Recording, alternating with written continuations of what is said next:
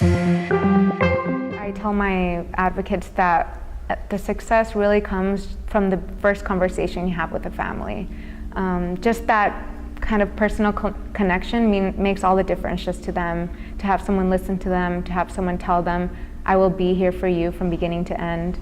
That is an success in itself. But if you want a particular case, we have someone named Robert that I don't know if you've heard about, but he was one of our first families, and he was born a healthy baby boy, but shortly after his first birthday, he started feeding less, and it came to the point where he couldn't feed himself on his own and he couldn't move. And his mom, just like most of the moms that come to us, just went on a diagnostic odyssey, going from doctor to doctor, taking countless amounts of tests for a little over a decade, and there was no answer to what was ailing him. And when he came to us, we helped coordinate the sequencing and the interpretation, and he's actually one of 9 people ever recorded in history to have something called dystonia 16.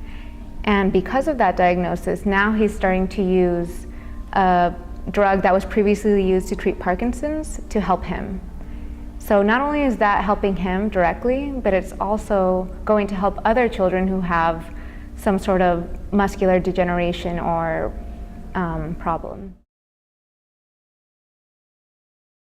Because, and I know a lot of people say this, because rare diseases or rare genetic diseases, they are really common, even though they're called rare. There's 1 in 10 Americans who have a rare genetic disease, but there are so many different types, about 7,000 to 8,000 types, that it's really hard to find a foundation or an organization that would help them in particular. So I think it's very important to keep in mind that there are a lot of families that do fall through the cracks and do feel that they don't have the support that they need.